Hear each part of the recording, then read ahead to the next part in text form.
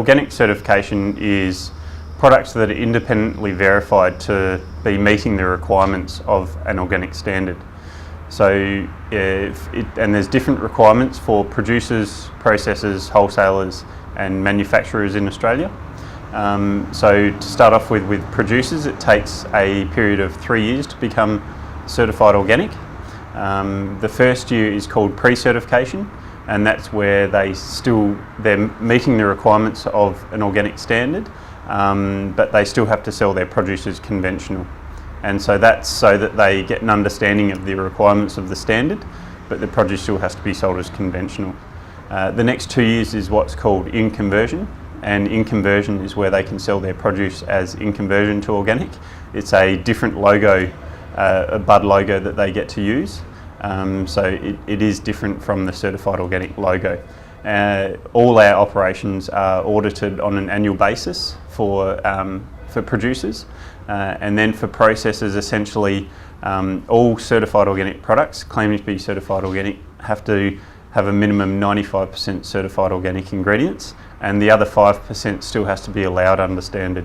That 5% only is for a basis for what can't be sourced as certified organic. If you can source ingredients as certified organic, then you need to source those ingredients. Whereas processors, there's no conversion period; they can become certified organic straight away.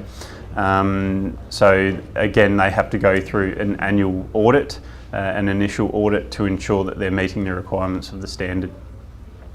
Yeah, so ACO holds over 7 organic accreditations, which range from domestic certification we have our Australian Certified Organic Standard, and then we also hold accreditations for export. And for exporting as organic, there is the the DAF national standard. We're also accredited by JAS, which allows you to export to Japan, to America, which is the National Organic Program, to Canada, which is the Canadian Organic Regime, IFOAM, which is an international organic accreditation, and also our private standard has EU recognition as well, which allows you to export to the EU. So there are, in terms of standards, they do differentiate around the world. So there is a differentiation between the standards in Australia compared to standards in America and Canada. So essentially, that's why if an operation wants to export their product to America, they also need to be NOP certified to allow them to sell that product as organic in America. So we really do offer a wide range of accreditations, which allows operations to export around the world internationally. So we try to make that we're a one-stop shop in terms of accreditation. We're also Freshcare accredited, so if producers are selling into some of the major supermarkets, we can offer that Freshcare accreditation, which allows them to sell to some of these major supermarkets.